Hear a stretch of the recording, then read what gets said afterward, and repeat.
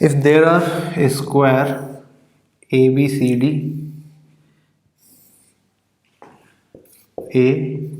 ABCD और उसके corners पे चार्ज रखे हुए हैं। ए पे जो चार्ज है -Q, सी पे भी चार्ज है -Q और बी पे चार्ज है +Q और डी पे चार्ज है +Q। Now question is how many points are there at which net electric field is 0? That means यहाँ पे कितने नंबर ऑफ पॉइंट्स होंगे जिन पे नेट इलेक्ट्रिक फील्ड 0 आएगा।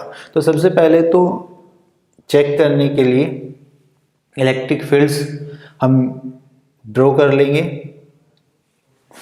Eight the centre.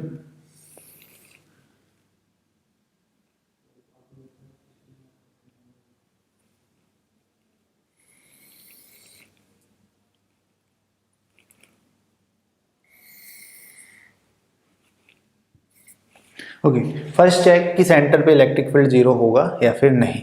तो देखिए सी पे जो चार्ज है -Q, उसके कारण इलेक्ट्रिक फील्ड की जो डायरेक्शन होगी वो टुवर्ड्स द चार्ज इस तरफ आएगी EC। ए पे जो चार्ज है उसके कारण EA इस डायरेक्शन में होगा और मैग्नीट्यूड सेम होगा, डायरेक्शन अपोजिट है तो नेट फोर्स क्या हो जाएगा 0 हो जाएगा पॉइंट O पे। ऐसे ही यदि D के कारण देखें तो electric field away from the charge होगा तो ED की डायरेक्शन ये होगी और B पे जो चार्ज है उसकी जो डायरेक्शन है वो ये होगी। अब यहाँ पे भी इलेक्ट्रिक फील्ड का जो मैग्नीट्यूड है वो सेम है बट डायरेक्शन अपोजिट है तो नेट जो इलेक्ट्रिक फील्ड है वो 0 होगा। तो फर्स्ट पॉइंट इज कि जो सेंटर है स्क्वायर का उस पे नेट इलेक्ट्रिक फील्ड 0 होगा। इसके बाद यदि हम चेक करें above the centre, that means in perpendicular direction at height, हम कोई पॉइंट लें तो उस पे इलेक्ट्रिक फील्ड 0 होगा या फिर नहीं होगा। तो देखिए उस केस में क्या होगा कि यहाँ से जो -Q चार्ज है वो इस तरीके से कनेक्ट रहेगा तो इलेक्ट्रिक फील्ड इस डायरेक्शन में जाएगा और उसके हम यदि कंपोनेंट लें that is perpendicular to this plane and parallel to this plane, तो क्या होगा कि एक कंपोनेंट आएगा इसमें और एक आएगा परपेंडिकुलर डायरेक्शन में।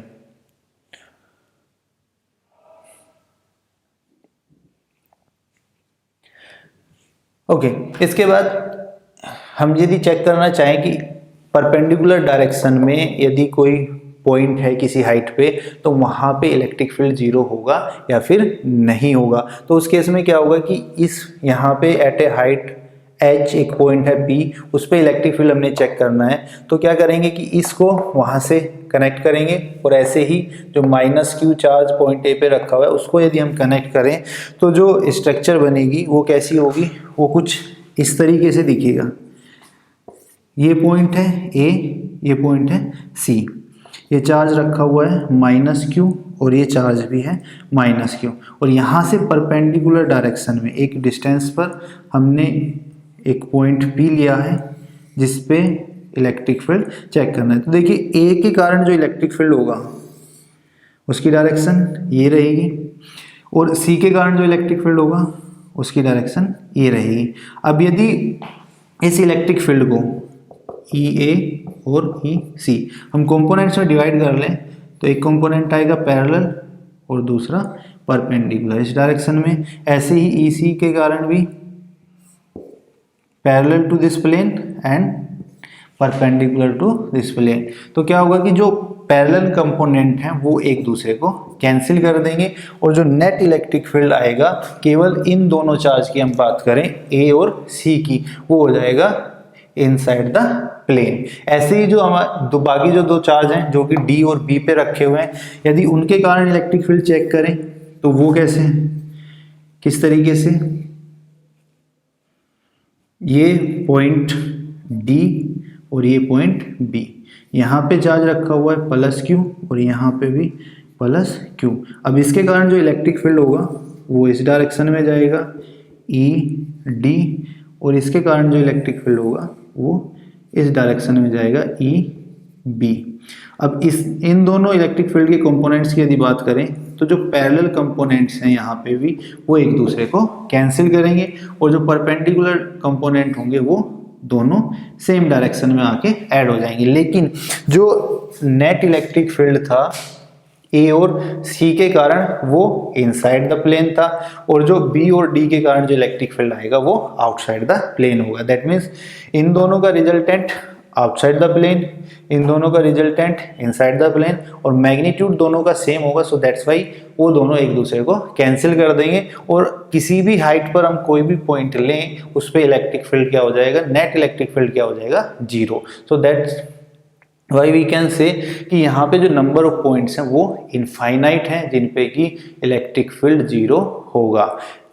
परपेंडिकुलर लाइन पे जितने भी पॉइंट्स होंगे उन सभी पे इलेक्ट्रिक फील्ड जीरो होगा। So total number of points is infinite.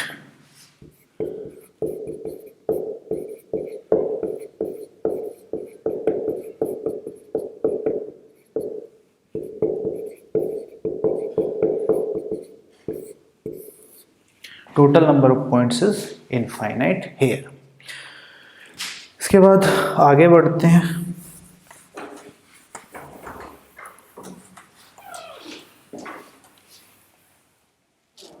सो ये तो था डिस्क्रीट चार्ज डिस्ट्रीब्यूशन, लेकिन यदि चार्ज डिस्ट्रीब्यूशन डिस्क्रीट ना हो के कॉन्टिन्यूस हो तो उस केस में इलेक्ट्रिक फील्ड कैसे कैलकुलेट करेंगे।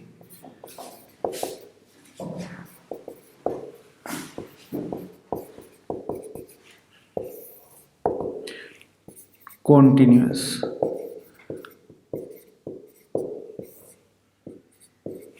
लेकिन उससे पहले जो कॉन्टिन्यूस चार्ज डिस्ट्रीब्यूशन है वो कितने प्रकार का होता है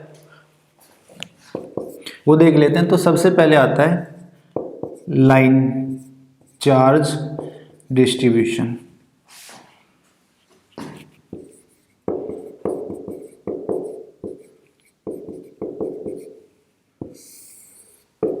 that means there is a wire और उस पे चार्ज डिस्ट्रीब्यूटेड है कुछ इस तरीके से। तो इस केस में हम चार्ज डेंसिटी को डिफाइन करते हैं as a linear charge density,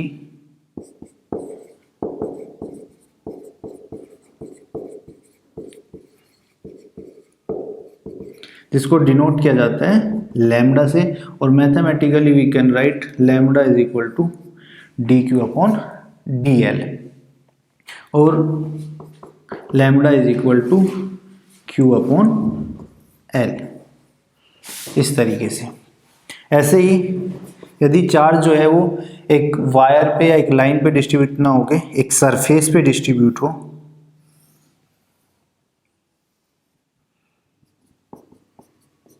किसी एरिया में डिस्ट्रीब्यूट हो,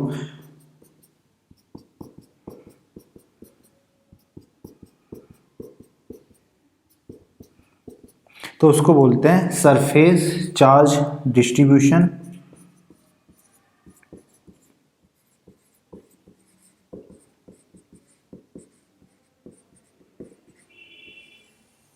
और यहाँ पे जो चार्ज डेंसिटी है उसको डिफाइन करते हैं एज सरफेस चार्ज डेंसिटी और we can say area charge density.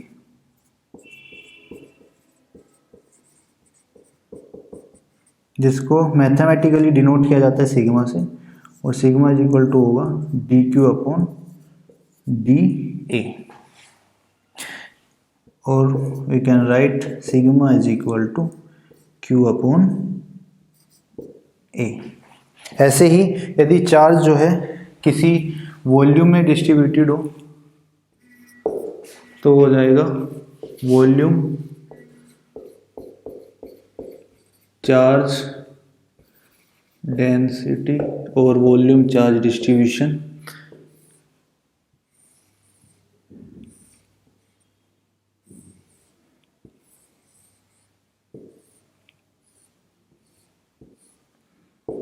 पूरे वॉल्यूम में डिस्ट्रीब्यूटेड हो तो उस केस में वॉल्यूम चार्ज डेंसिटी जिसको लिखा जाता है rho is equal to D Q upon D tau, और we can write rho is equal to Q upon tau. So this is volume charge density.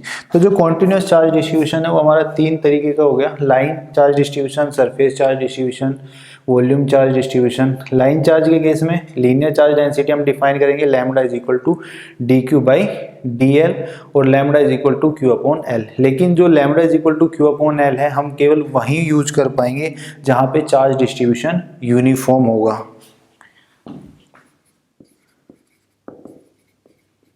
जबकि इसको यूनिफॉर्म चार्ज डिस्ट्रीब्यूशन के case में और नॉन यूनिफॉर्म चार्ज डिस्ट्रीब्यूशन के case में दोनों में यूज किया जा सकता है।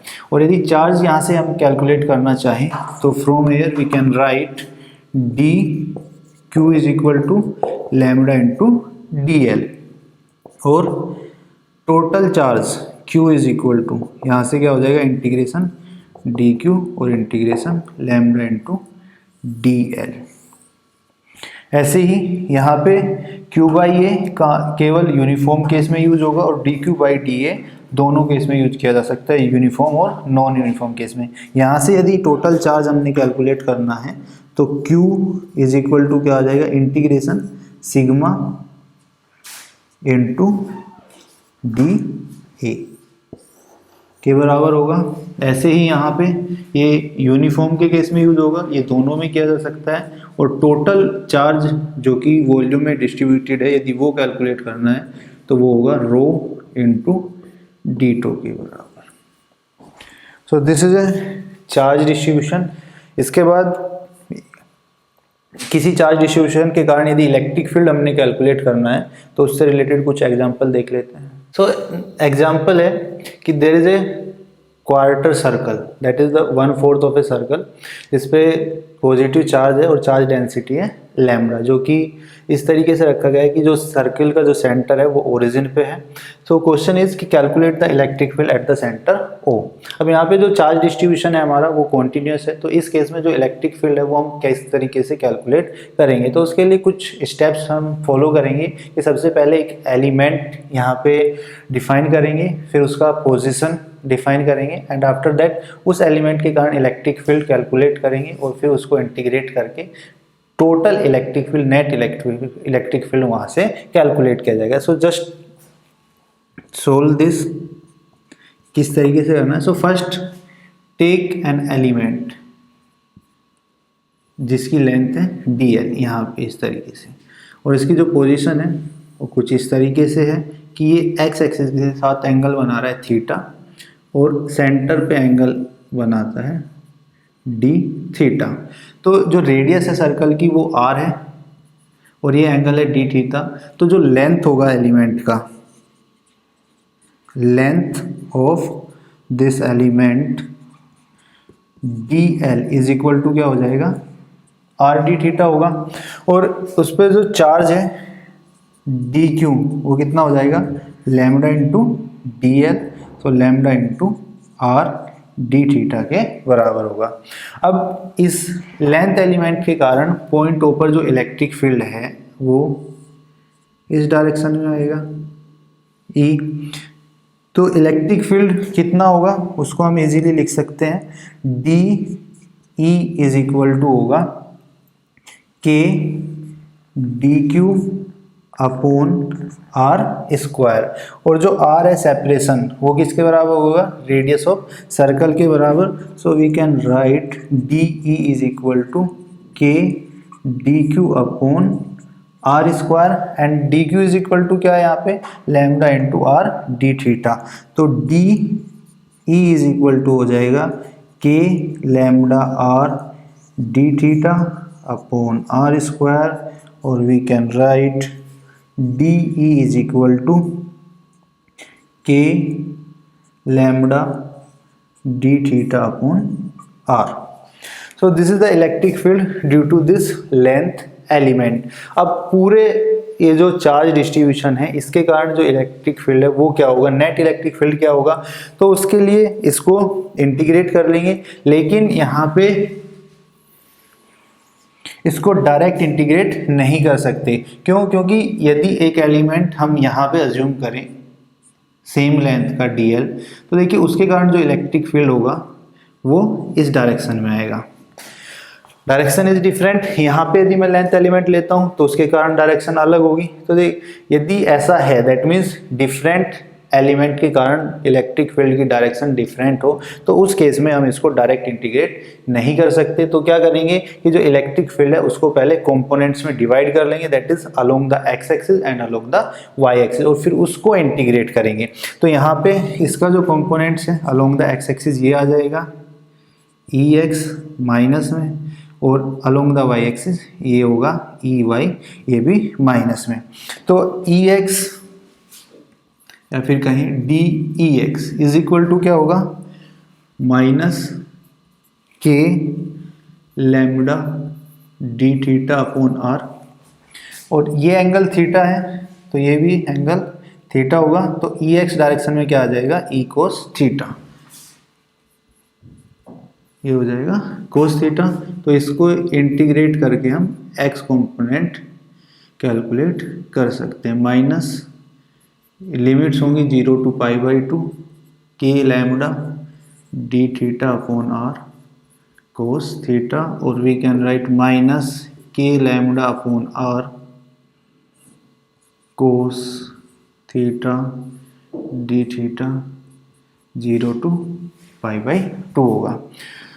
तो इंटीग्रेशन माइनस के lambda upon r cos theta का इंटीग्रेशन साइन थीटा 0 to π/2। तो लिमिट्स रखेंगे माइनस के लैम्डा अपॉन आर, साइन π/2 1 हो जाएगा और साइन 0 इज 0, तो ई एक्स इज इक्वल टू आ गया माइनस के लैम्डा अपॉन आर। ऐसे ही जो वाई कंपोनेंट है उसके लिए यहाँ पे वो क्या हो जाएगा, डी साइन थीटा आएगा, और उसको इंटीग्रेट करके e Y is equal to क्या होगा, माइनस इंटीग्रेशन 0 to π/2 के lambda D theta upon r into sine theta होगा। क्यों, क्योंकि यहाँ पे ये थीटा है तो इस डायरेक्शन में कोस थीटा और इस डायरेक्शन में आएगा साइन थीटा। सो इसको इंटीग्रेट कर लेते हैं, माइनस के lambda upon R 0 to π/2 sine theta D theta होगा, और साइन थीटा का जो इंटीग्रेशन होगा वो minus cos theta. So this will give minus के lambda upon R minus cos theta 0 to π/2। यदि लिमिट्स रखेंगे तो कोस π/2 0 और माइनस कोस 0 -1, और ये माइनस माइनस प्लस हो जाएगा। तो यहाँ से E Y is equal to आ जाएगा माइनस के लैम्डा अपॉन आर, और ये ई एक्स था, ये ई वाई था। सो इसके बाद तो कंपोनेंट्स यहाँ पे कैलकुलेट कर लिए, ई एक्स डायरेक्शन में माइनस के लैम्डा अपॉन आर और ई वाई डायरेक्शन में माइनस के lambda upon r. Resultant calculate करने से पहले एक और पॉइंट कि यहाँ पे जो लिमिट्स हैं वो हमने क्या लिए हैं, 0 to π/2 लिए हैं। क्यों, क्योंकि जो इंटीग्रेशन है वो विद रिस्पेक्ट टू थीटा ले रहे हैं। तो देखिए जो लेंथ एलिमेंट है वो यहाँ से यहाँ तक वेरी करेगा, तो यहाँ पे जो एंगल होगा वो कितना है, 0 मिनिमम, और मैक्सिमम कहाँ तक जाएगा, π/2 तक जाएगा। सो दैट्स वाई जो लिमिट्स थी हमारी वो थी 0 to π/2। तो जो अब इसके बाद जो रिजल्टेंट नेट इलेक्ट्रिक फील्ड है उसको हम लिख सकते हैं कुछ इस तरीके से, E is equal to E X X cap plus E Y Y cap, या फिर E is equal to E X कितना था, माइनस के lambda upon R X cap minus के lambda upon R Y cap, और E is equal to minus के lambda upon R X cap plus Y cap. So this is resultant electric field in vector form. यदि magnitude लिखना चाहें तो वो आ जाएगा के लैम्डा अपॉन आर और square root of 1 square plus 1 square, that is the coefficient of x cap square plus coefficient of y cap square. So mod of E is equal to √2 k lambda upon r के बराबर होगा। तो that's the electric field at point O. इसके बाद एक और question देख लेते हैं इसी से रिलेटेड।